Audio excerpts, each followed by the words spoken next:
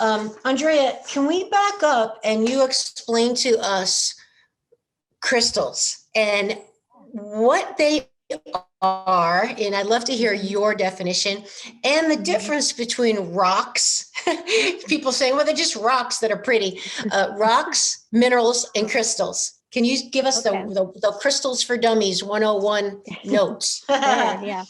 So for me, I think of a crystal as Earth's DNA, because it was formed and it took, thousands or sometimes hundreds of thousands of years I have some next to me, for this, to form in the Earth's crust and come up, and for, us to find it. And I think the difference between rocks, crystals, and minerals. So I think rocks sometimes is like an overall category. If someone maybe, doesn't know about crystal healing, they could see this beautiful Lemurian and call it a rock, and that's fine.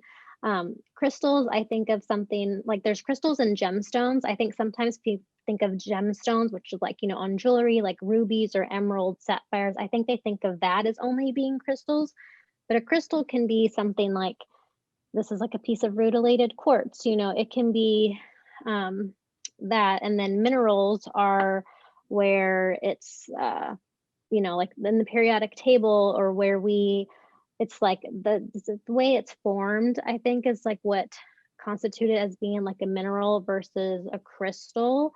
I don't know if that's exactly a textbook answer, but for me, I feel like rocks kind of are what everyone would call, whether it's one they find on the street, or this, like some crystal stores, they call them rock shops. And then crystals, I feel like, are more the term I use when I'm using them. These are like tools, but they're crystals. And then minerals, I feel like it could be crystals or rocks or minerals, but minerals sometimes it's like something more like iron or hematite. But then again, it's like we find those in crystals like tiger's eye and other things. So I don't know if that's a super clear answer, but that's how I distinguish the three of them. But I think calling them crystals overall, or if someone's new, and I feel like rocks is a more like geological way to describe them. But Well, yeah. I think the most powerful thing that probably really resonated with people that you said is just that crystals are considered to be the Earth's DNA. And that for us to remember, like we were just mentioning, reconnecting with Mother Earth and nature to help balance our emotions and get us out of our heads.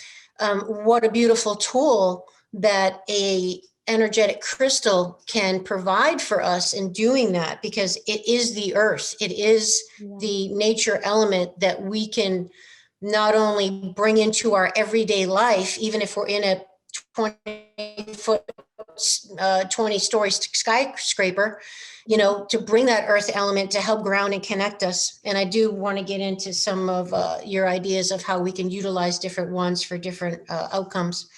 But I think that's pretty much the main thing. Rock, mineral, crystal, whatever. The point is it's all organic material from Mother Nature that we as human beings can use to help facilitate more consciousness and hopefully manifest things we want in our lives.